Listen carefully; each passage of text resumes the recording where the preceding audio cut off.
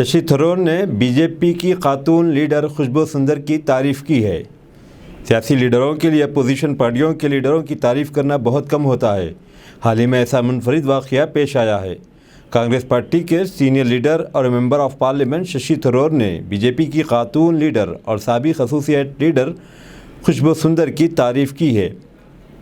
بلقیس بانو اجتماعی عصمت دری اور قتل کیس اس تعریف کی وجہ بنی۔ گجرات حکومت نے حال ہی میں Bilkis Bano gang rape case میں عمر قید کی سزا پانے والے 11 مجرموں کو ان کا کردار اور سلوک اچھا ہے کہتے ہوئے رہا کر دیا، جس کی بنا پر ان کا پارٹی کارکنوں نے استقبال کیا، بلکہ ان کے بد کردار مجرموں کی قدم بوسی بھی کی۔ خوشبو سندر نے کہا کہ ریپ کے مجرموں کی رہائی انسانیت اور خواتین کی توہین ہے۔ مرکزی الیکشن کمیشن نے جھارکھنڈ کے وزیر اعلیٰ ہیمنت سورین کی رکنیت منسوخ کر دینے کے بعد اب ہیمنت سورین کی اہلیہ چیف منسٹر ہوں گی۔ مرکزی الیکشن کمیشن کی سفارش کے مطابق گورنر رمیش بیس نے سورین کی رکنیت منسوخ کر دی ہے۔ ہیمنت سورین پر کوئلے کی کان خود کو الاٹ کر لینے کا الزام لگایا گیا ہے۔ قانون ساز اسمبلی میں سورین کی رکنیت منسوخ کے پس منظر میں اس بات پر بڑے پیمانے پر بحث جاری ہے کہ اگلا وزیر اعظم کون ہوگا۔ اطلاعات ہیں کہ ہیمنت کی اہلیہ کلپنا سوریا وزیر اعلیٰ کی باغ ڈور سنبھالیں گی۔ اس طرح سے مخالفین کے حربوں اور سازش کی عارضی طور پر تلافی ہو جائے گی۔ کلپنا سوریا ایک باصلاحیت خاتون ہے اور خواتین کو بااختیار بنانے اور بچوں کے نشوونما کے لیے بہت سے پروگرام شروع کیے ہیں اور ایک تعلیمی ادارہ بھی چلاتی ہیں اور ایک خوشحال تاجر پیشہ گھرانے سے تعلق رکھنے والی تعلیم یافتہ خاتون ہیں۔ کانگریس کے سینئر قائد غلام نبی آزاد اپنی ایک نئی پارٹی کا بہت جلد اعلان کریں گے۔ جموں کشمیر کے سابق وزیر اعلیٰ غلام نبی آزاد، جنہوں نے آج صبح کانگریس سے استعفیٰ دے دیا ہے اور اپنی پارٹی شروع کرنے کا شوق پیدا ہوا ہے، ان کے قریبی حلقوں میں یہ معاملہ زور و شور سے زیر بحث ہے۔ حال ہی میں میڈیا کے نمائندے کے پوچھے گئے سوال کے جواب میں آزاد نے خود نئی پارٹی کے قیام کا اشارہ دیا ہے۔ آزاد نے کہا کہ وہ جموں کشمیر جا رہے ہیں اور وہاں اپنی نئی پارٹی تشکیل دیں گے۔ انہوں نے مزید کہا کہ وہ بعد ازاں قومی پارٹی تشکیل دینے کا جائزہ لیں گے۔ جموں کشمیر میں اگلے سال اسمبلی انتخابات ہوں گے۔ اس پس منظر میں خبر ہے کہ آزاد اپنی پارٹی بنا کر اقتدار میں آنے کے خواب دیکھ رہے ہیں، جو کہ ناممکن نظر آتا ہے۔ ریٹائر ہونے والے چیف جسٹس این وی رمنا نے مقدمات کی فہرست میں تاخیر پر معذرت کر لی۔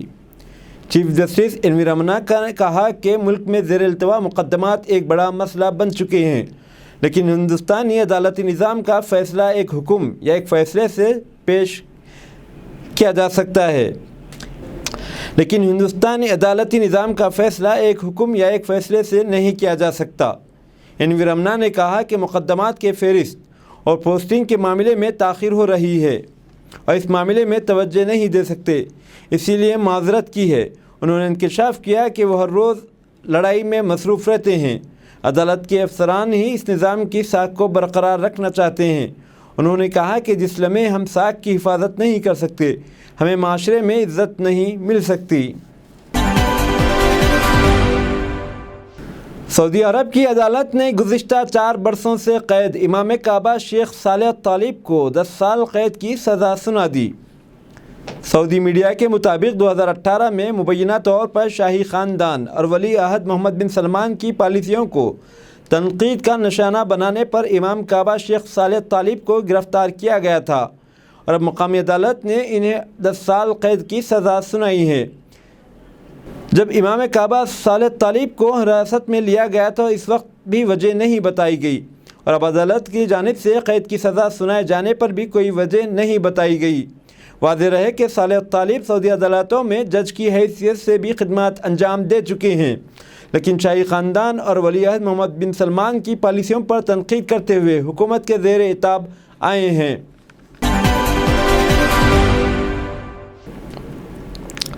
طالبان کے قطر میں سیاسی دفتر کے سربراہ سہیل شاہین نے کہا کہ طالبان حکومت لڑکیوں کی تعلیم کے خلاف نہیں ہے۔ سہیل شاہین نے ایک امریکی ٹیلی ویژن کے انٹرویو میں کہا کہ افغانستان کی حکومت لڑکیوں کی تعلیم کے خلاف نہیں ہیں۔ لاکھوں افغان بچیاں پرائمری اسکولز میں تعلیم حاصل کر رہی ہیں۔ افغان خواتین تعلیم، صحت اور مختلف وزارتوں میں بھی کام کر رہی ہیں۔